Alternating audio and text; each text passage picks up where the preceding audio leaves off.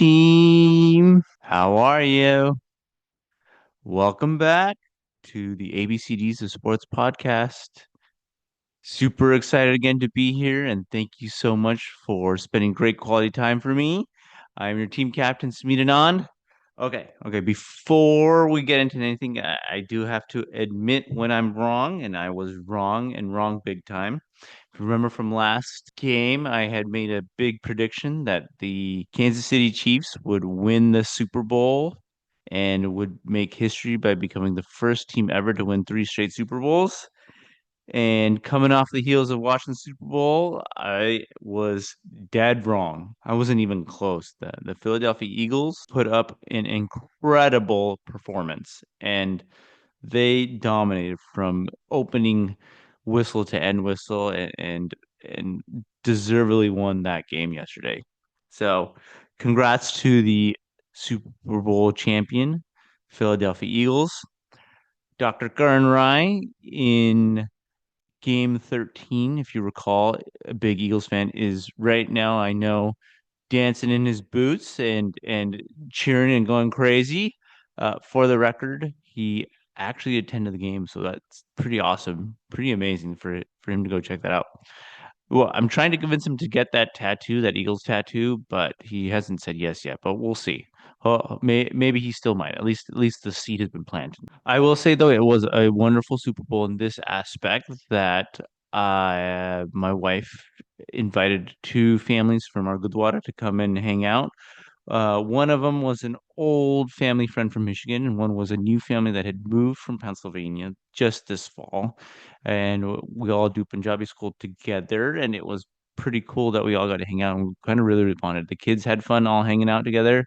Adults had fun sharing food and talking and watching the game. It was a great thing, and that's the epitome of what the Super Bowl is about and can be, where even like non-sports fans come together and they join in the fun and the entertainment of all of it, whether they're watching commercials or the halftime show, and or there's with the real fans and watch it, and they all come together and just have a great time together and bond. So that definitely got to fully experience that. The next thing I do have to apologize for is that, and I had fact checked that, is that remember in game 13, we talked about the Philadelphia Phillies taking on the Tampa Bay Rays. Actually, it's Tampa Rays now, no Bay anymore. Tampa Rays in the World Series. That World Series was played in 2008. And yes, it was won by the Phillies in 5 games, with game five having this weird part where it took a break because of rain and had to be rain delayed. It was restarted mid game, but the Phillies won that mid game five that way. Update. Um, my kid lost his round of 16 state game last past weekend in the hall. But him and his team played really, really hard. It was a tough loss against a very, very superior team, but they gave him a great fight. And it was a great season because a lot of good bonding, of course, and some development. So very, very, sad to see a season end, but things happen the way how they happen, and proud of the kids and the boys for doing it. All right, let's not forget that we are streaming on all platforms: Apple, Spotify, Prime, YouTube, you name it, we're on it. So please share the word. We'll love it.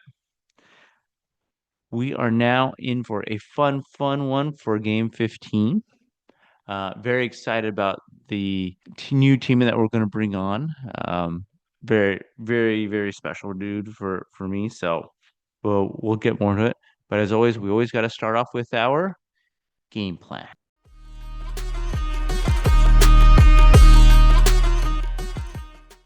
Well, it's time for the game plan. And with every game plan, we always start off with the magic number. So this week's magic number is number 15, because this is game 15, and it belongs to Mr. Patrick Mahomes.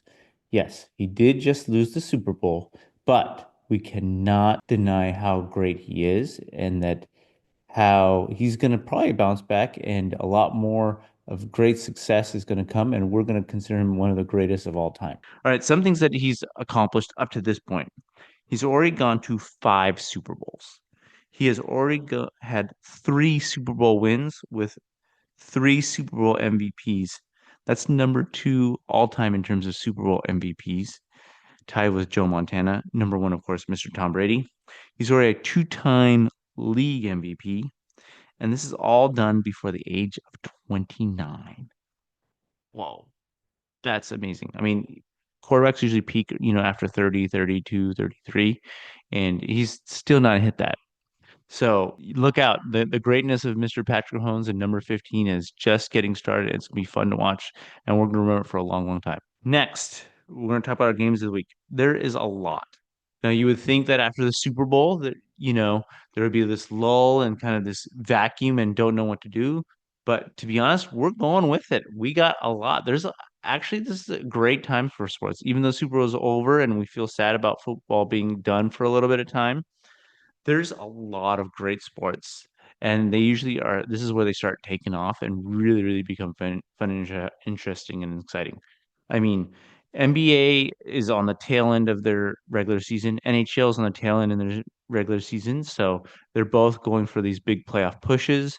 Major League Baseball is starting to get warmed up and starting their opening day. Major League Soccer and NWSL are both finishing up their preseasons and getting started and getting their seasons moving up. So it's a lot of fun and a lot of exciting times. And with that, we start off with the Champions League knockout stages. European club soccer, the prestigious tournament starting the knockout stages starting on February 11th with the second round, and a big, big time matchup is Real Madrid versus Manchester City. I mean, two of the premier teams in Europe have to take on each other this early in the knockout stages, and only one gets to go on and move on. So that's pretty amazing, pretty fun to watch. So be aware of that over the next two games. The NBA All-Star festivities start this week, starting on Valentine's Day, February 14th through the 16th. Uh, Always a fun time and really cool to check out. We start off with the celebrity game on February 14th, Valentine's Day, where Mr. AP Dillon is actually going to play. Very cool that, one of India's own great entertainers, and somebody who's trying to who is an international star and is trying to bring the word out, and he's going to play in the game. I just hope he plays well. Please do, a couple of years ago, Ranveer Singh was out there, and I mean, the guy was all over the place. He was a nutcase. I kid you not. He in the game, he stole the ball from his own teammate, and on top of that, he passed the ball to the wrong team. So if AP Dolan at least doesn't do that, it's a big win and big step. Also on Saturday, February 15th, you have the All-Star Skills competition, where they had a skills competition, they had the three-point shootout and the slam dunk contest. When I was young, the event was the slam dunk contest because it was so cool and so amazing. It's still got a lot of fun to it, but the big stars don't participate in it. Now the big stars pretty much play in the three-point contest, and that's pretty still cool to watch. It's a good thing to watch. So you should check that out. And then the game itself is on February 16th, and they've changed the format. They've divided the All-Stars into three teams, and the fourth team will be the winner of the Rising Stars game, which is going to be played on February 14th as well. All right. But the big, big game of the week or weeks that I think we should really, really focus on is the NHL's Four Nations Face-Off series. What is this? Okay, quick background. So, Winter Olympics hockey is one of the coolest sports to watch. Absolutely amazing fun, and it's a lot of history behind it. I've talked a lot about like the 1980 Miracle on Ice, where the USA beat the Russian national team in a big juggernaut, etc. Well, coming up in 2026, the NHL is going to return to the Winter Olympics, where they're going to allow their best players participate in the Olympics. And when that happens, I mean, that's when the best of the best type of tournament goes on. And it's so cool to watch. So cool. I remember watching epic games for decades, including 2002 when Canada beat USA in Salt Lake, and 2010 where Canada beat USA in Vancouver, and that was in overtime, an epic goal by Sidney Crosby. So the best players of the NHL, when they get to play for the national teams, they really take a new level. Fast forward, the NHL Four Nations Face-Off Series is their version of the All-Star break, which is going to be a mini tournament where four countries, Canada, Finland, Sweden, and USA, are all going to put up their NHL stars in a mini series, round robin format, where every team will take on another team, and then the top two teams will take on each other in a final for the trophy. So, and they're bringing out the NHL stars for it. That's how they're doing the All-Star. It's supposed to be a tune-up and a kind of a warm-up for the Olympics in 2026. So it's super cool, and there's a lot of hype behind, and the stars that are being part of it are really enthused about it. The It starts on February 12th. It goes through, and the round robin goes through February 17th. The Actually, on February 15th, you got a big game of USA versus Canada. You guys got to watch that one on ESPN and ABC. It's it's good. It's epic. I mean, it's a huge rivalry of USA versus Canada, so it's fun. And then the final, which would probably be USA and Canada, at least that's the favorite, but you never know because Sweden and Finland are no slouches. The top two teams and the will play in the final on February 20th. So check those out. They're gonna be great. We're gonna real quickly go through a player on each team as our players to watch for this NHL Faceoff series. We'll start off with Sweden. We'll go with their captain, Victor Hedman, a defenseman who plays for the Tampa Bay Lightning, a veteran who knows how to win, as he's a two-time Stanley Cup champion with the Tampa Bay Lightning. Now, how he's going to lead his country is going to be something cool to check out and watch, especially he's got a pretty young team behind him, so it'd be fun to see. Also, we have Finland. And for Finland, we have Alexander Barkov, captain of the Finnish team, as well as captain of the Florida Panthers, who are the defending Stanley Cup champions. And this guy knows how to win, that's for sure. I mean, he's won a Stanley Cup.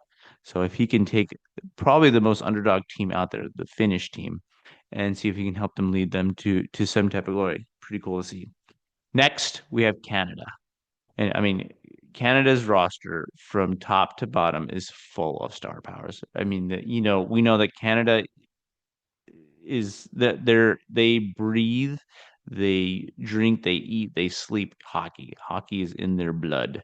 And so that is no different for all the different players that have come through there and all the different players that are going to be playing for this national team coming up in this face-off series. The player to watch is Mr. Connor McDavid.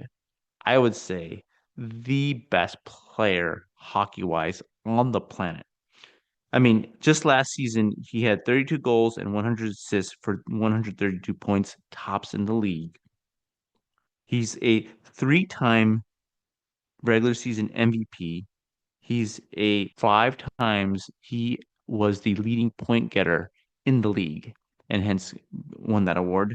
And he's the reigning Conn Smythe winner for the player who was the most valuable player in the playoffs for his team. And he's the sixth player ever to win that award despite his team losing the Stanley Cup finals and not winning the Stanley Cup. I mean, that's incredible. For a player who was on the losing team of the Stanley Cup finals to win that award tells you how good he was.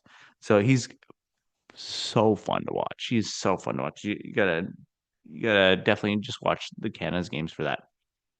On the USA side, of course, the team that I'm rooting for, because you know me, when it comes to red, white, and blue, anything sports wise, I'm always a big backer. We're going to go with their captain, Mr. Austin Matthews, who plays for the Toronto Maple Leafs. He hails from the sunny Scottsdale, Arizona. I mean, if that doesn't tell you about how this country runs and how things go, where a guy from Scottsdale, Arizona is the captain of the USA national team, where there's no ice in sight. That's pretty incredible. He last year put up 69 goals and 38 assists for 107 points. Most ever goals ever in a single season by an American-born player. He's a three-time Maurice Richard award winner, the award that goes to the top goal scorer in the regular season. So he's won that award 3 times. And he's a one-time Hart Memorial MVP winner as well. So if USA is going to go and win far in this tournament, a lot's going to be dependent on him and him putting the puck in the net. All right, team, we are now going to welcome our new teammate.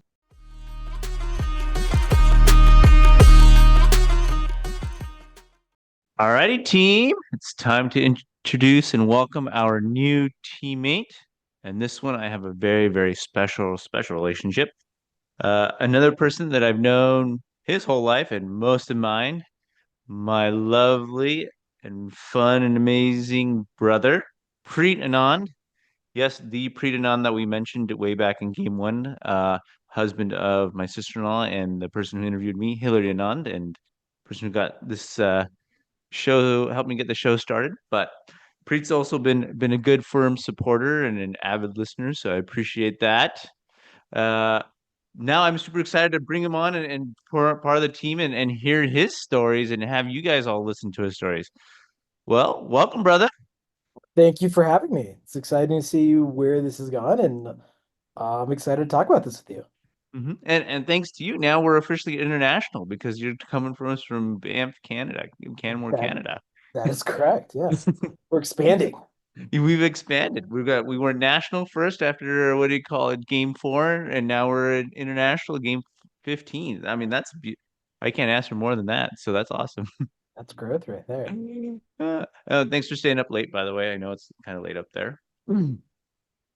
So you know what? Let's just get to it. So, bro, what's your favorite sport for everybody to know? I would say my favorite sport is definitely soccer, both Hmm. to watch and play. Um, but there's a lot of different sports I've had fun with, and I might be the first person to talk to you about esports, uh, which I know you don't believe in. Uh, I believe in it to an extent, but I mean, then I think there should be a little bit more physical component to it. I think that's fair. I think it's fair. Yeah. Well, I think I'll give you with this, the day they make it virtual reality esports, then you got something because you can do a lot more activities with that. Here's my argument with that. 'Cause I attended a conference once, a medical conference, and there was a guy who was, believe it or not, an esports sports physician. that's amazing. Yes, yes, I know. I Talking mean, about think a about this. knee. This industry has gotten so crazy that there's sports physicians for esports players. I All mean, right, I bet the carpal tunnel they get is crazy for what it's worth. it's that. But the biggest thing is these guys don't even burn 1,000 calories in a day. Yeah, that's true. That checks They're out. they're they're sitting on a screen and they're on a on a screen playing games for like over 8 to 10 hours. Mhm. 8 to 10 hours. And you know, they're not using up calories that way. And it's absolutely nuts that way. And so I mean, yes, there's a huge mental aspect that they have to go through. And I think that's where the big component of the team physician comes into play. But if they're not burning calories and not physically active, I mean I can't call it a sport. Yeah, it's like, it's funny. I think it is a game, but I don't think it's a sport. And Hmm. it's probably similar to like, cards. There is a Yeah. World Series of Poker, Yeah. but which does happen to be on ESPN. So, and ESPN's mission is to serve sports fans. I feel like I'm working backwards in this. But yeah, I mean, especially as somebody who used to play a lot of esports, had music videos about my own play. But I was a chunky monkey.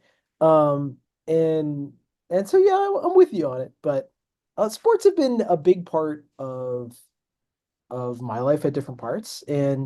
But soccer is definitely the one that in terms of both play and watching is the ones that reliably I enjoy the most.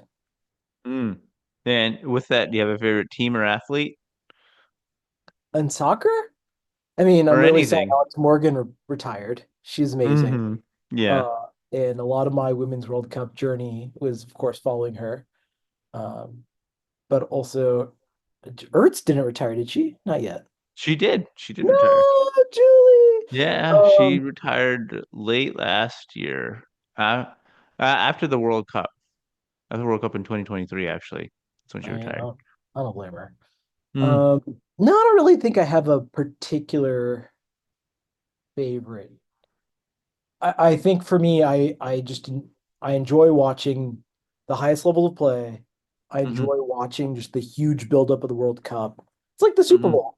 I don't hmm really have a I wasn't really excited by any particular team, but I enjoy the way that sports brings people together.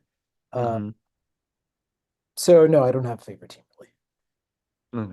And you said you like the build up to World Cup. I mean, is that then the sporting event you're looking forward to, the one that's coming in 2026?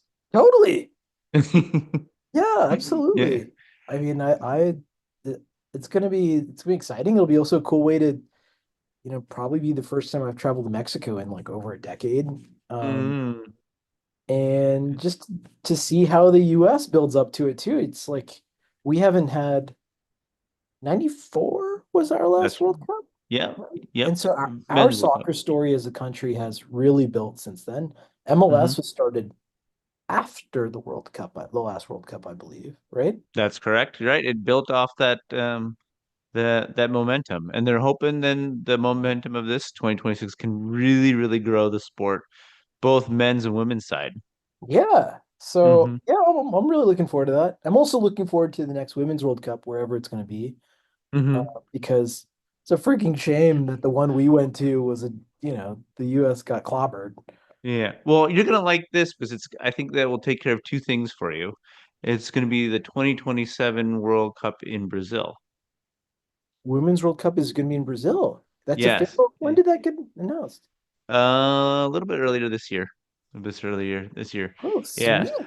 Okay. Yeah. So for our teammates out there, a big one because as you guys know, I went to the 2014 World Cup and unfortunately my brother had to pull out at the last second for a lot of various reasons and he's still heartbroken on that one. But he It was really was looking forward to that. Out of all of us, he was definitely up there in terms of wanting to go and enjoy it. I still remember this. I'll say this. What do you call it? Uh, he helped me buy the tickets for this game, right? And we weren't sure what to do and where to go. And there was one about Manas, right in the heart of the Amazon. I was in the fence for it. He went and bought it and made sure we got it without even thinking about it. And then we totally putzed around in terms of getting hotels there because we were kind of late on it. And we ended up it was random. We got somehow we got booked into a hostel with some guys, and when we got there, it was like this teenager who was renting out the hostel there, and it was like 11 o'clock at night. My brother wasn't there at this time, but that way, and we were all in shock. We didn't know what to do, but luckily the driver was nice and took us around and found an open hotel because we were really worried in the city that there wasn't gonna be anything. But I mean, I have to credit my brother for sending me to the Amazon of Brazil. well, I'm not missing That it this time. I sure don't hope to. It was Well, we would I be we would be better prepared for it if they go there, which I'm sure they might that's consider and doing true. that way. And we now If know the a game lot is more right. Brazilians a lot as Yeah. well. But Well, but I mean that one going back though. I mean that made we really pushed for them because the U.S. played in that game, right? They got put in that game against Portugal, which was a fantastic game, a 2-2 draw, which the U.S. should have won in last second heroics by Ronaldo for a game-winning assist threw us in the 95th minute. But that's an again, I can go on about that in a different story, but yeah. Um, so that I mean, when with you coming out with that one, you missing that one, I think, and you have and us having a big downfall in the 2023 one where our hearts were broken. I think we all go into 2027 Brazil is going to be a lot of fun. yeah, Yeah. and Yeah. 2026 should be a lot of fun too. Yeah. Now I do have to ask though, how do I convince my nephews, aka your two kids, to wear red, white, and blue this time? I think we'll Like, just I'll tell take them. whatever. If it takes me buying like 10 jerseys for them, I'll do it. All I right. think uh, I For think fingers or toes. we'll just have to get them nicely prepped and let them know that these games are going to need to wear red, white, and blue. I think. But no, I forgot about that. That's so Yeah, funny. like every single game, it was they were going for the other team that we watched when I was using. It was just like, this is killing me, man. This, this For those of you listening, my sons are like their dad, very independent of mind. and so independent that they decided while we went to the World Cup to support the USA, they routinely wore, I think almost always wore the other team's colors. Not almost, always did. Always did. And to the point that they wore their jerseys That's there. right. Yeah, that's good. They That specifically because bought their you jerseys. have the Dutch jersey, right? They had the Dutch. I Yeah. think they had Portugal, or they at least got their face painted in Portuguese at that point too, and waving that stuff. And Yeah. I had yeah. the US will eat your natas sign that I was very proud of. I used AI to help me come up with it, but that's where I learned that AI hadn't been trained across all cultures as a nata was very hard to come up with. All right. Well, all right. I'm gonna fingers my crossed. I'm gonna prep them up. See, I have 2 years now to figure this out, so I'm gonna prep them up and get them ready, and they'll be going red, white, and blue with my two kiddos too. So, There you go. I mean, but Or, but get them stoked about another team too. That's another option is you could adopt another team. no, I'm And, never gonna adopt another team. You well, know not that's never gonna instead of happen. the US. No, Like, are it's there never more? gonna be that way. It's never gonna be that. You know that works. Look, currently as we're talking, this is gonna be bad podcasting, bad radio. But I'm wearing a U.S. What do you call it? Jacket right now. USA jacket. It's not. Why is that bad radio? Is it because you're never supposed to say because this is audio only. You never say ever. What do you call it? What somebody's wearing or something that can only be seen by visual stuff. So Okay. All right. Okay. Very good. Very but good. we're learning that way. But anyway, teammates, yes, I'm wearing a USA jacket right now, and my brother's trying to tell me to go root for another team at the 2027 World Cup. I In don't think in addition, not instead of. so. In addition, no, never gonna happen. I'm going there. I'm going for white and blue. We'll watch. We can watch another game. I have no problem. We can get five extra tickets, game tickets, and watch another five. We can even set it up. We go for a final, and if the USA doesn't make, which I hope that doesn't happen. But if the USA, we'll watch it and we'll enjoy those games. We'll even have a quick, small rooting interest, but it will never be against the US, and US will always be number one. That's the way it works. Uh, Uh, all right. So with I that mean, was you're actually asking a favorite team. And yeah. obviously this is kind of the whole spirit of this podcast, but Yeah. I always love chanting for the US because also when we've traveled to different countries, Mm-hmm. and you run into another American overseas and you were like, it's almost like the kind of Marines commercials, right? You're like the few, the proud, the Americans who actually traveled to support your team. Mm-hmm. Like it's a big deal. And especially Mm-hmm. for soccer where, you know, you don't necessarily get as much US fan enthusiasm, though that I will say it definitely has grown. Mm-hmm. But when you'd see another American with all their US garb on and everyone's just like over the top with their face painted with all their scarves and all their other stuff, it's a cool moment. Um, Yeah. and I'm a very proud American, so that's only more fun.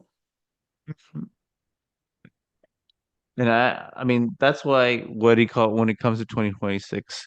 And I know I've said it 100 times, and I will say it 10,000 times until the times their teammates, that when it comes to 26, it's going to transform this country. You guys are going to feel it to a next level. It's going to be so cool.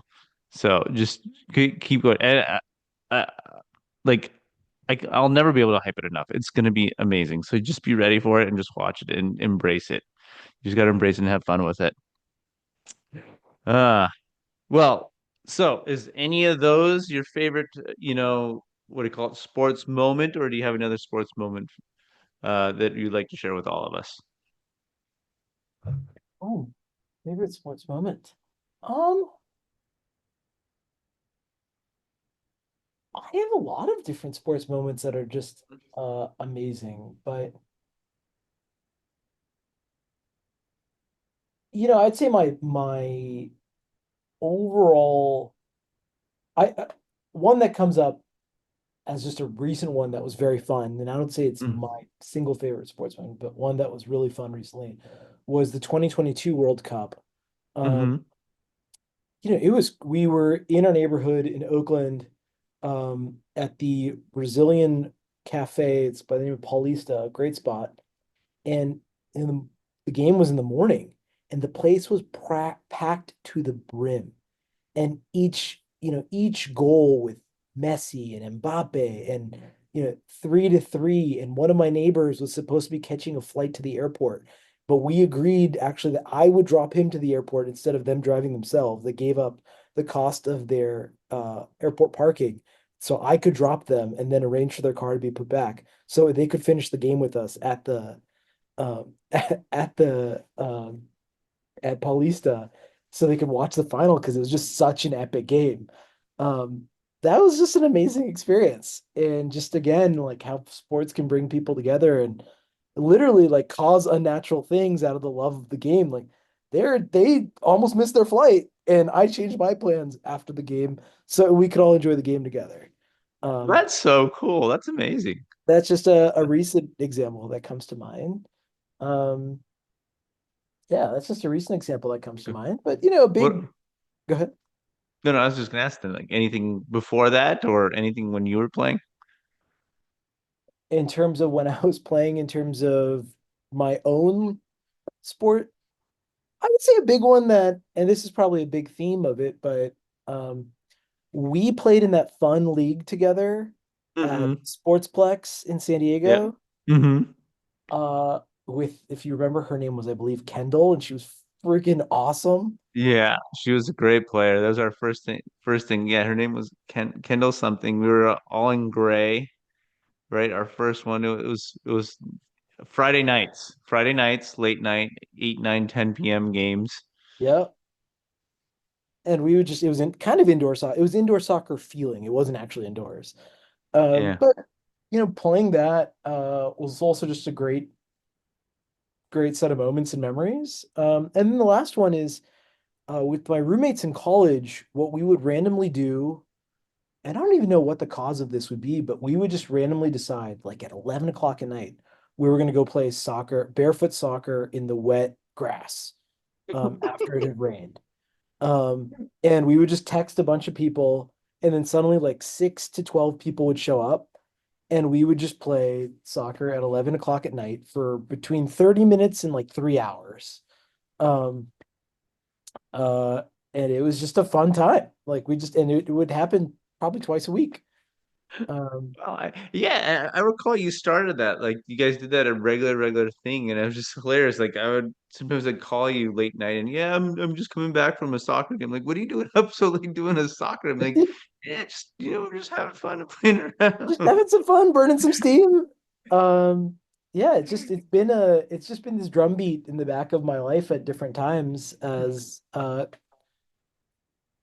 can just judge, I can think of different parts of my life based on what sports were big, what games we were doing, and like what was my relationship to soccer at that time. Like right now, as a dad, I am going to my kids' soccer games and, coming up with our team's own custom chants. The other parents have not picked them up yet. That's okay. They'll work on it. Um, uh, in college, it was being an intramural soccer ref. Very fun job. Highly recommended if anyone's interested. Um, What was it like being a ref, especially at college kids levels? Like these guys are pretty competitive, I'm sure. oh yeah, it was competitive and also the highest levels of intramural soccer were the folks who dropped out of college soccer of like competitive soccer. So D1 Santa Clara is a good soccer school. So you'd have Hmm. ex D1 players playing intramural, and I'm just some random guy reffing their games. Um, it was pretty fine. I recommend remember a few times that folks were not happy with calls, but that's always the case.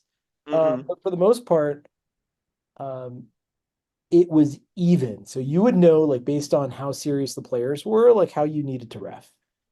Um, and then you would just have some fun runs back and forth sometimes. Sometimes you had, there's always the dynamics when other refs didn't show up. So it wasn't a fun situation where you were the only ref and like there was a serious game because then the opportunities for people to disagree with your calls would just go through the roof. And you would know yourself you're not seeing everything anyway. Um, but it was a fun time. It was a good random college job. Well, were they supposed to have three refs usually at every game of these? Minimum of two refs to play. Minimum two refs to play, but a Two lot two of to times it's just you. Yeah, there would definitely be times where it would just be, and then okay, and then you'd like if there weren't enough players of the other team there or Hmm. something else like that, then you'd be like, yeah, you know what, we'll just call it. But if everyone Okay. else is set up and it's an intramural game, are you gonna actually have the like lack of refs be the reason that you don't let the game happen? No, you're gonna have the game play on, Mm. and you'll just try Yeah. to. And Because you I were, think once or twice I may have even brought a different sub from a different team on as like my backup ref for like line calls, because people playing the line actually ends up becoming a relatively contentious thing. yeah. Yeah, no, that's huge, right? Like, because offside is so subjective, and people get so upset with that and how that goes and works that way. So, Well, and even dribbling literally yeah. out of bounds, but they're like, "Whoa, Yeah. the ball was still in." And it's like, no, that kind That whole ball rule, right? Because of the ball exactly. has to cross, whether it's the goal line or out of bounds line, the full ball has to go across the line for it to count, for it to change. Otherwise, it's still in play. That's right. And but people forget that part, and even sometimes refs forget that part. But Yeah. it's an important part of that in that way. But that's the rule, and that's what it should be. Cool. What was is there a sports time that it helped you get through like a tough time in your life? So I'll tell you about a definitely sort of a tougher time. But Mm, then I'll also just tell you about like the role sports just has had with my relationships too. Um, so in high school, this was during my hardcore esports phase when I was actually a, a extremely poorly paid Counter-Strike player, but still a paid Counter-Strike player. I asked a girl to dance at homecoming, and she said no. And it like shattered my confidence. Like it was mm. awful. I like holed up in my room for like 3 days, and then and I blamed being Indian. I blamed my parents. I just pissed about everything. Woe is me. And I was just like really like sad. And then, I was like 15, almost 16. So, there's definitely a hormone factor happening here too. But it was a tough, tough moment for me and a real low. And I remember my dad uh, comes into my room at this point. I think Ma probably behind the scenes like, Vidi, you've got to talk to him to figure this out. It's been days now. But he comes in the room and I'm telling him why I'm like so sad and how I'm the victim of all these things. And he said, Beta, and I'm going to paraphrase a little bit here for the audience. He says, you know what, Beta, no matter what happens, your butt will still be brown. And I see this 20 years later and it's like, it sounds kind of crass, but it was such a clear statement. It was just like, that's what reality is, and you got to deal with reality and and how are you going to rise to the situation and what can you do about it? And so one of those things I could do about it was actually get fit and play soccer and join the team and work out. And I did, stop playing as much Counter-Strike. I did start playing a lot more soccer. I did focus on my nutrition a bit. Lost a serious amount of weight, and actually a few months later started dating who is my now wife, Hillary, wife and mother of my two kids. I like to call her my friends with benefits, my best friend with benefits with kids. That's a heck of a title. But that's pretty cool. That's a Yeah. cool thing, and how a negative turned into a positive. Yeah, huge positive. Yeah. And Bappa with what Okay. he said, creating some clarity, and then that clarity begetting action that just built on itself, and soccer being a huge part of that. So Mm, um absolutely, like that's and before that, sport was like that was where sport played a role in personal transformation. But before that, sport was a huge part of how I related to a lot of people, including you, right? mhm. Yep.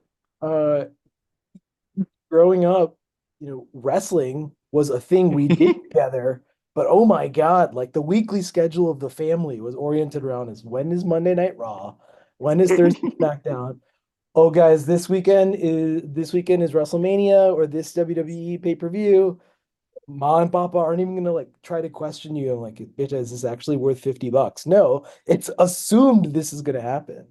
And and so yeah, like that was a huge part of what we talked about was wrestling. The first Hmm. music, American music, I think I listened to ever was WWE entrance music. And then who WWE would have to perform. Like the Limp Bizkit song My Way or the Highway, which I still have on my pump up playlist. Come Yeah. some WWE event that they probably performed at. Hmm. So that wrestling was just a huge part of your life if you haven't talked Yeah. about it. Like I really hope at some point somebody asks you to explain your whole journey with wrestling. Um We can get there another day. Yeah, sure.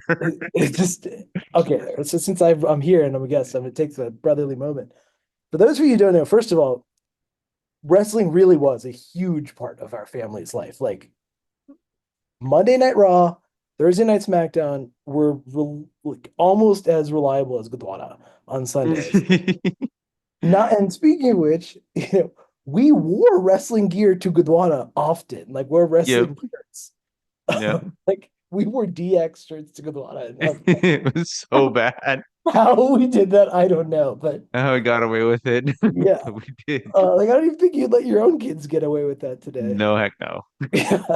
But uh we wrestling was a big deal. And not it was such a big deal also that not only were we all know that it was a schedule, we were the parents wouldn't arrange things around it. They would even invite other people over to come watch with us. So Yeah. Believable, who is our dad's oldest sister's husband, would usually come as well to watch pay-per-view at our house a lot of times. Yep. And other people from Gurdwara would sometimes come, not that often, but sometimes come. No, no. But he was mostly the one who would come by that way. But his classic line was when something would happen, he'd be like, "This is fake. This is drama. This This is is all drama."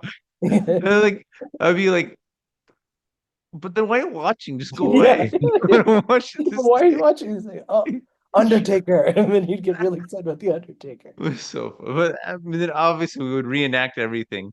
I mean, we'll even clarify this more. From 1992 to 2004, they would do monthly pay-per-views. Well, they didn't do monthly pay-per-views until like 1996. But anyway, I did not miss a pay-per-view. I only missed, I think, three pay-per-views total Yeah. in a 12-year span. I think that way. And And not it's only usually for this, some random thing, and some not that only way. this, you had a huge amount of wrestling figures as well. Yeah. You Yeah. had the Like ring. hundreds of it. Yeah, the ring had championship belts, action figures, have my own tournaments, my own storylines. Yeah. Yeah. And we would our ping pong tournaments between you and I would always be for the wrestling belt.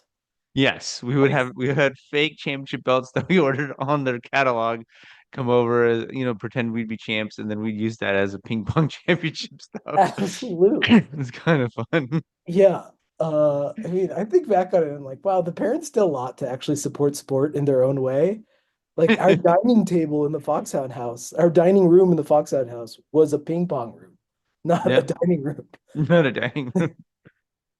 Um, yeah. So, sport was a big way to relate. Hmm. And with you, with Hmm. wrestling, obviously, I mean, the first bone I broke was wrestling related.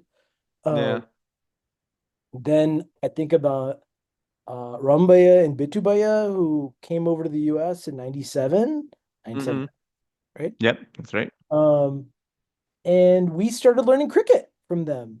Yep. And we played, cricket terribly. But, Hmm. again, that was a way to bond with them and a thing we did together. And I think back on that now and it's like, wow, think about how hard that was for them coming to a new country that actually, and like, they're trying to relate to their ABCD cousins, but they're being born in India. There's really some things that were different for us. Um, And cricket and sport was this way of bonding with us. And we Mhm. played terribly, but it was this thing that we shared together. Yeah, yeah, it was a lot of fun hanging with them and doing that way. And I had a lot of fun that I agree. It totally changed the relationship and the dynamics with those cousins that we'd never grown up with, but now we're in our lives and we've until today we can always talk about that with them and go with them and go with that. So it's in a say another way that sport unifies.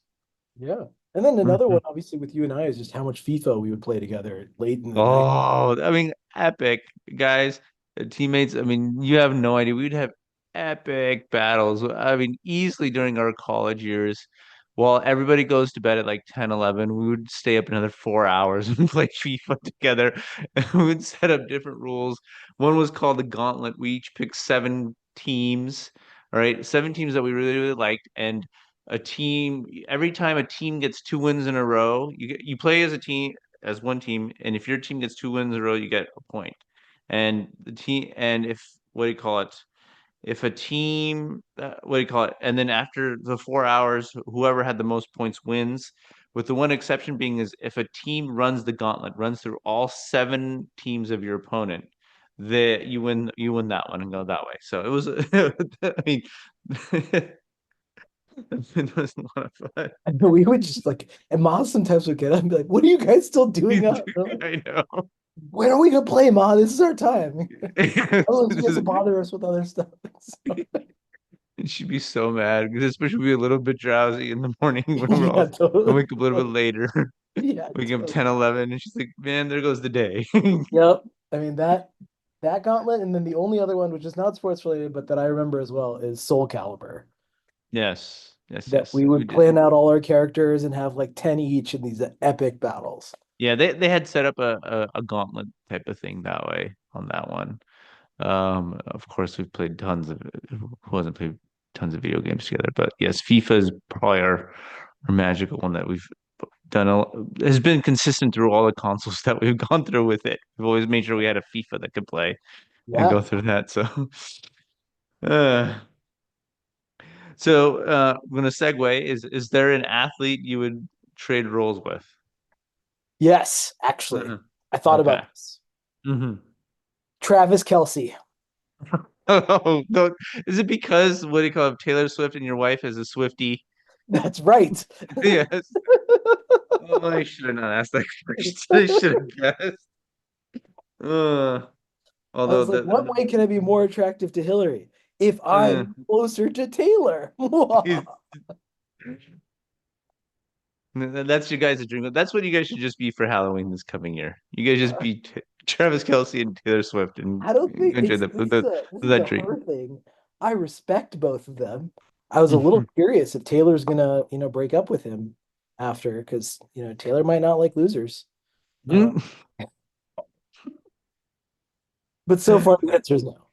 No, I mean we haven't heard anything. We'll see what happens. So either Yeah. if she does or makes a crazy album out of it or something like Oh, that. it's But true. Maybe we'll it's see. gonna be her first duet album. He comes on, That he's got or a it's voice. it shows how compassionate she is and that she sticks by people when they're down and helps them support them and then when they come back and win another one they go that's good. Plus we have to still see the proposal, right? At some point he has to propose, but it can only be after a what do you call it, a Super Bowl win. It can never be after a Super Bowl loss. That's the That, only way that's gonna be good. or you just Yeah. do it during the off season, so that doesn't have to be the stakes. No, no, no, no. I mean, come on. What's more epic and dramatic than that? Doing a proposal during a Super Bowl. That would be pretty crazy. That would make headlines I forever. mean, it would, but on the other hand, like that's huge pressure already. Like it's already hard to get to the Super Bowl. It's hard to win the Super Bowl, but then the stakes to be like you can only propose to your, solar system level famous girlfriend is if you win the Super Bowl. It's like that's pretty stressful. I was joking with Hillary about this too. It's like, well, maybe he'll just say like, "Okay, Taylor, since I can't have a ring, why don't you get a ring and I'll propose to you as a consolation." Of course, Hillary did not enjoy this, but No, no, no, no. It doesn't fit the Hollywood story. no, I don't think so. I am hopeful that it's not actually holidays. the Hollywood story, but who knows? Mm. Yeah. But Travis We'll see Kelce, whatever happens. Travis Kelce would be my pick. Yeah, okay, fair enough. I mean, I will say you got a lot of his personality in you, so you can I'll, t I'll take that. That feels like a compliment. yeah, I mean, you both are pretty strong, confident people, so could take that that way. That's one way to frame that. I'll go with it. Yes, yeah. Uh, if you were commissioner for a day and could change one thing about any league sport, what would it be? So I would actually invert this, and Mm, I I think a league commissioner would hate this, mm, but a public commissioner, if I was a public commissioner, I don't think it's okay the way that teams and sports team owners can jerk around cities. Um, I think it's really effed up. And, you know, as a city, you need to look out for your citizens and you need to look out for their safety. You need to hmm look out for their opportunity in terms of jobs. You need to look out for their um, you need to look out for their quality of life, and that includes housing, that includes a lot of things, transportation. But a big factor is also health. And for a lot of people, sports is part of their freaking mental health and their sense of mm, identity. And hmm when a sports team just jerks you around and then uh ups and leaves town, I think it really is a sad thing for those people who, who grew up with that team as part of who they were. That's part of their childhood. It's part of what it means to live there. And for a team to just be able to walk like that when it's not as if in this country we don't have regulated industries. You know, we have regulated water companies, we have regulated transportation companies. I worked at Lyft, I know about regulation. We have regulated power companies. Um, why the heck can the league owners do the same thing to to cities?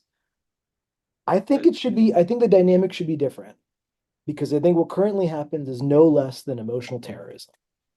Oh, that's very interesting. Huge role. That makes brings up an interesting point. Have you? I don't know if you know, but right now, the one city that has kind of made change has a kind of a response to that is Cleveland. Uh, going back in 1995, right? Art Modell, the owner of the Cleveland Browns at that time, overnight got up and moved his team to Baltimore, which is now the Baltimore Ravens.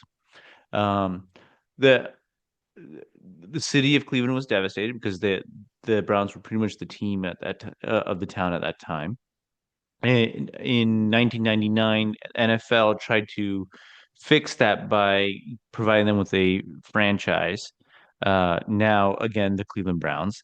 And if you look at the history books, the way how it's set up, they set it up this way so that the history of the Cleveland Browns spans from up till 1995, and then that little gap, and then 1999 onwards. And Baltimore Ravens has their own history just from 1995 onwards when they moved on to there. But the city of Cleveland has now made a rule, a law got passed that any team that calls Cleveland this its home is not allowed to move outside of the city limits of Cleveland, um, with for any reason without either finding a judicial way of finding the a solution to the problem, or giving the city of Cleveland at least, I think, 6 months 6 months timeline to be able to purchase the team, to keep the team there, right? And currently, the Haslams, who are the owners of the Browns, are actually in a legal lawsuit with them because they want a new stadium because they don't like the current stadium, but they want to build it outside of the city of Cleveland proper into the suburbs because they would provide them with more land, give them more real estate to develop, of course, right? And then as well as then a bigger stadium and more finite stadium, and so now they're fighting with Cleveland with that way. So that's interesting, and that's going to be a big issue going forward. I think because these teams are turning into billion-dollar entities, I mean, billions of dollars entities, right? and Um, I've been always fascinated with the business of sport, and in yeah. part because it's this like almost this commercial form of religion, right? For the Hmm. people who are the most into it, like you were with WWE back in the day, like this, everything rotates around this. And you have this, your clothes reflect it, your mantras reflect like who your house is decorated with might reflect it. But the fact that this small group of people controlled that thing and then they can up and go and take it away from the millions of people who again their identity can depend on it. It's like it's a really sad thing. And to be fair, again, I understand business. I get why it is, but it feels like there's a better system to be had there that at least that I like at least what Cleveland's doing from the perspective of like the city has their option to purchase it. Yeah. Because also, look, I think back on both San Diego and my other home of Oakland, we lost both of our freaking football teams. Yeah. Yep. And Oakland has lost their baseball team. Yeah, Yeah. you know, it As a result of this type of stuff where it comes down to money, and these owners. I mean, a lot of it is comes down to stadiums, right, and arenas. They don't like in California, right? Real estate is such a premium. But anywhere in the country, it's a premium, and they don't want to put up money for building the stadiums. They want the cities to put up money for it. In terms of Cleveland's case, they were willing to go 50-50. In San Diego's case, it was they wanted the owners just want they didn't have the money for it, so they wanted the city to provide the land and the money to help build the stadium. But on top of that too is these owners they want the controlling real estate around it because then they control that real estate, then they can obviously develop it and get in terms of commercials and make money out of it. That's how they're going to make money. They lose money in the stadium part, but they get money in terms of how they develop the land around it, and then it sets up that way. That's the I hate to say it the behind the scenes political well, and also another stuff piece of of it it is that way. I'm sure you're aware that Hmm. the Lakers recently picked up a player Yeah, in the form of Luca, yeah. uh, and I don't know what is considered to be the official reasons of why this trade made sense, but at least my personal calculus is this trade did not make sense. Um, I mean, you and the world, a lot of people think this trade did not make and sense and whatsoever. and one of the reasons that has been cited is that the Adelson family that controls um, the Mavs now, because Mm, Mark Cuban sold out a few years ago. yeah. Um, the Adelson family now controls it, is seeking to develop again the stadium real estate to also become a casino destination because the Adelson our family are big. They're the ones who helped develop Macau as a big gambling destination off of China, and also Mm, Las Vegas Sands, a lot of other big gambling properties in Las Vegas. And the argument that was presented, I think it's well thought out. I don't know if it's credible, but it's well thought out, was that they have been unsuccessful in actually creating any leverage with the Texas legislature here so far, despite being one of the biggest. They have done a lot of lobbying and a lot of campaign donations. They've got no movement in terms of getting gambling legalized in Texas, especially in person gambling. So now, by basically destroying the Mavs franchise, but trading away a generational player, they've disenfranchised the local fan base. They have more leverage with the NBA to move the Mavs to another location. whoa, that's huge. And if they move the Mavs to another location, then that has a big effect on Texas. And they can then use it as leverage for like, well, if you want us to say you've got to make it more attractive to us, back to Mm. the whole discussion we just had. And part of that is being a gambling destination. I mean that's a new level, right? I mean that takes things to a new level when it comes to like how the dynamics and the logistics of this stuff work.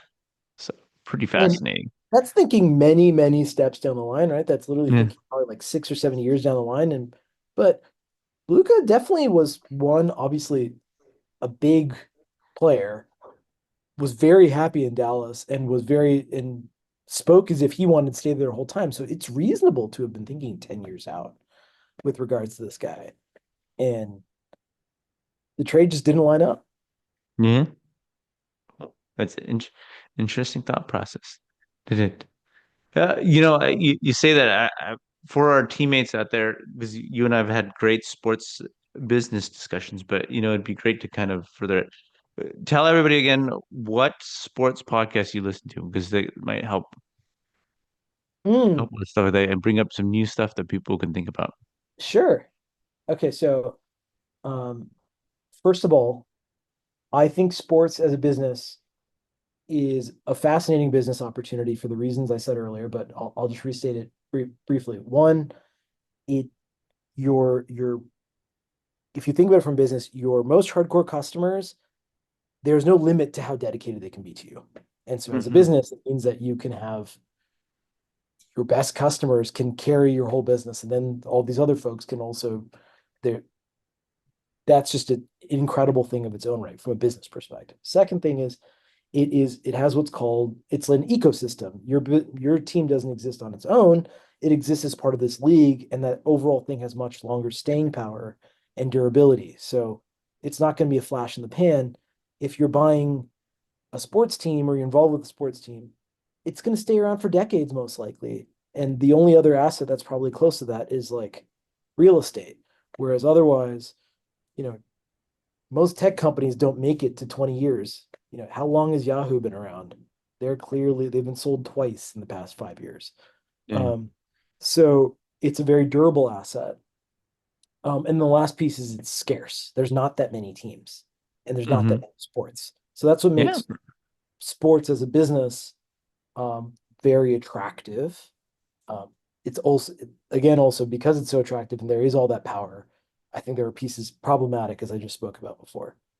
Two things that I have found to be really cool to learn more about the business of sports. One is this newsletter called Huddle Up.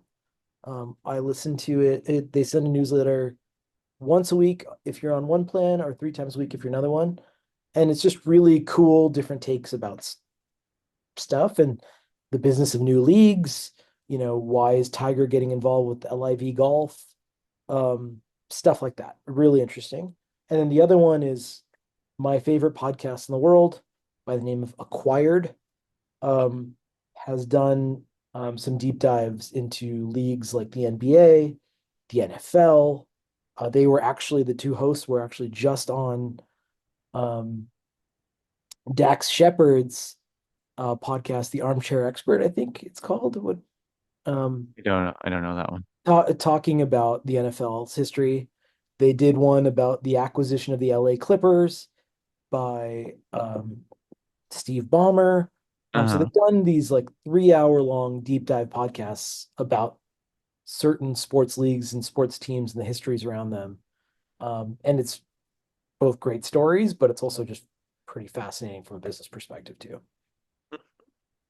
Super cool. So it's a whole different component of sports that we don't think about, but it definitely influences a lot of how people experience sports. Yeah, I mean, And one of the businesses I'm involved with, Snug, we're thinking of becoming a major league pickleball sponsor. Mhm. Why not? Yeah, Pretty like the impressive. I first mean, the that's a first good sponsor. security company that's a sponsor of the pickleball league. Like that's just itself interesting. And I mean, and believe it or not, a lot of the dynamic for that company is pickleball players, so it's Oh, pretty absolutely, 100%. that way. All right, bro. We've gotten to a portion that I like to call crunch time. All right. Gonna give you rapid fire questions. You just give me the first thing that comes to your mind, in terms of an answer, and you just tell me what you got, okay? I'm ready. All right. Coffee or chai? Coffee. Yeah, I figured. I mean, I knew that one, but that's for the record. The great chai, the great chai is great, but to me that's an afternoon drink. But morning is absolutely an amazing cup of coffee. All right. Are you a suit guy or a Shervani guy? Depends on the event we're going to. Mm-hmm. It depends on the event we're going to. Okay, fine. We'll leave it at that. Yeah. We'll do it as a maybe. Fine. So If we're then going to, if we're going to somebody's Indian wedding, the morning is a sherwani, and the evening is a suit, and the suit is always going to be a black tie, and the color of the shirt can change, but it's depends. fine. You like them both. Good. Yeah. All right. I know the answer to this one, but we have to ask it anyway. Is it Taylor Swift or Dilda Dosanjh? It's neither is the answer. What? No, I thought it would be Taylor just because of your wife. Yeah, but she's been on the podcast. Bring her on. She can answer Taylor. Uh, I would say it's like Punjabi MZ with Jay-Z. That's my answer. That's not the question. Fine.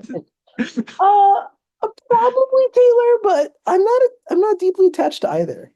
Okay, fine. We'll leave it at Yeah, that. They'll I'm put just that as a supposed to data. answer. Fine, keep going. Okay. Ice cream or Kulfi? Ice, they're very similar for the record, but ice cream for sure. Just I remember I used to love Kulfi I when we were still a love kid. Kofi Yeah, tons. Like mom would get you the mango Kulfi. and Yeah. a good pista Kofi at the right Mm, like you can't because all the Indian restaurants, right, they have it frozen hard in the back. So you can't eat yeah. it when they give it out. You have to give it like a good like 4 minutes and then it's Yeah. perfect texture. I think it's that way. Statue of Liberty or Taj Mahal? Statue of Liberty, 100%. Mm-hmm. Who, for the record, is an immigrant. Yeah. Uh, Yeah. she was made in France and she came over to the US. Yeah. That's the epitome of America right there. Yeah, this is why it's big in this time right now, but the Statue of Liberty is an immigrant and she is damn American too. Christmas or Diwali? Christmas or Diwali? That's a hard one. Uh, I don't think I celebrate either one really well, but I enjoy both. I I will say in my life right now, probably Christmas, but we celebrate both for sure. All right. One day you get the chance to have dinner with Travis Kelsey. Where are you taking him for food, or what are you feeding him? Wait, is this the player though I most want to be or the player I most want to spend time with? Because I would pick LeBron. Uh, is I think it is more like if you met your favorite athlete for dinner, where would you take him or feed him? But Mm, you didn't tell me a favorite athlete. You just said a favorite team Favorite that way. athlete But so probably is it probably LeBron. LeBron? Okay. He's such a freaking titan. The dude, Mm-hmm. like you were asking about sports moments. I Yeah. remember when he tied up when the Cavs beat the Golden State Warriors. Uh-huh. That first, like, it was the second game or like the first game where you could feel the Cavs start to take like momentum. And Mm-hmm. LeBron was just putting up these epic games night after night. And you're just like, wow, one person can carry a team. Like, holy crap. Um, where am I taking LeBron? This was your Well, I question. mean, you've really felt that because you were living in Oakland at the time. Right. And so the Golden State Warriors were located in Oakland at that time. That's right. And Yeah. so they were really engrossed in that series. Yes, absolutely. I think I was out of town though when this was happening. Like I remember being I think I was in Nashville somehow when that first couple games was happening. But yes, I was living there and it was yeah, Warriors were huge, but Hmm. LeBron was also like my favorite player even then in the NBA. And I was like, oh, I kind of want LeBron to win, but I'm also happy if the Warriors win because there would always Mm. be a great Warriors parade. Um, Anyway, what is the question again? Yeah, so where are you taking LeBron for food? Or what are you feeding him? I'm of course feeding him Indian food.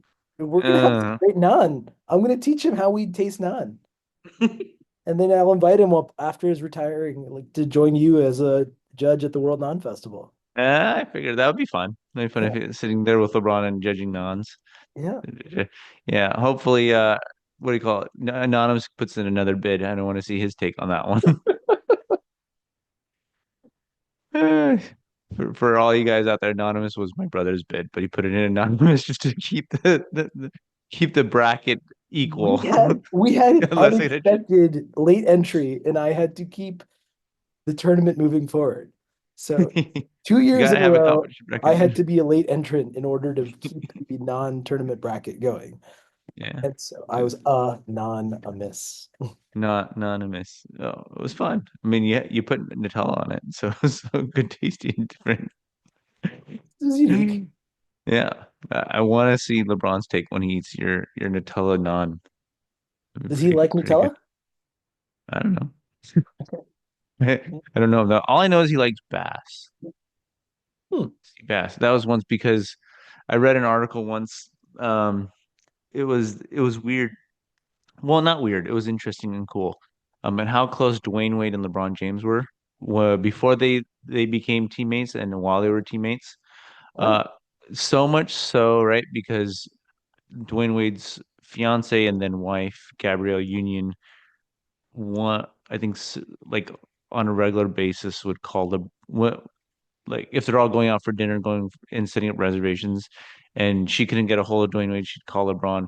Hey, what do you think Dwayne would want in terms of food today? wow. Yeah, yeah, and like one time it was like he would want the sea bass. Make sure you get two sea basses. So one for him, one for me. That's It's fair. pretty cool. It's funny. Uh you said Dwayne, and I thought you were going to talk about The Rock Johnson because he was going to be one of my other favorite athletes. hmm In Then part because of his like crossover influence. Like I think it's just very impressive. yeah. But he had this platform with wrestling, and hmm he like used that platform to cross over into movies. He definitely ate a lot of humble pie. You remember his role as the Scorpion King in like the first Mummy movie that he was a part of? Like it was a terrible Second special movie. It was situation. it was the second one. Second Yeah, one. the second one. Second one. Before he got Yeah. his own movie, it was a terrible special effects situation. And he had some like terrible roles, but then he just kept building on it for Yeah. 20 years. He Yeah. went back to WWE, and now he's, an epic star. Yeah. Yep. He's a showstopper. He's a main event in terms of his movies, and people watch him that way. Totally. And don't forget, he played football at College of Miami, University of Miami. That's right. Yeah, yeah, Yeah, totally. yeah. So from college football to wrestling to now, what do you call it? Iconic superstar, movie star, Yeah. and an owner of a football league. Oh, that's right. He owns the Yeah, XFL, doesn't he? not the XL. It's now called the UFL, the United Football League. Okay. But they merged it. They merged it. It was XFL, and then he merged it with the USFL, and now it's the UFL. It's good. It's starting Okay. in March, into Okay. March. Okay.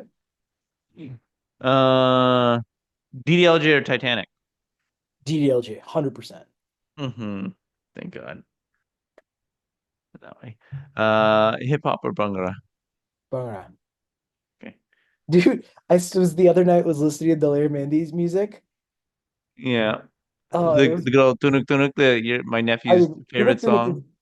still big in our household, especially with the kids. But no, um, Guria Shera Dia was Oh yeah.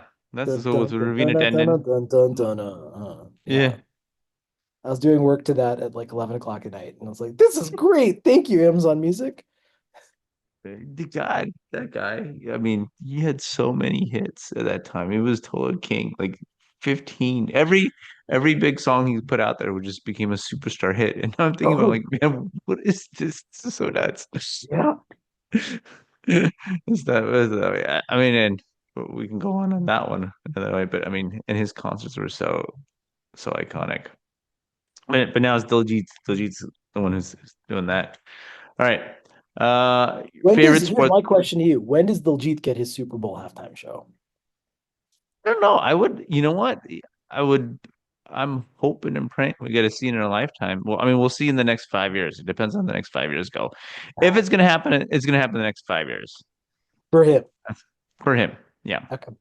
For him, no. I think it's a fair question. I don't know that I don't know that he himself will do it, but I could see some Indian crossover.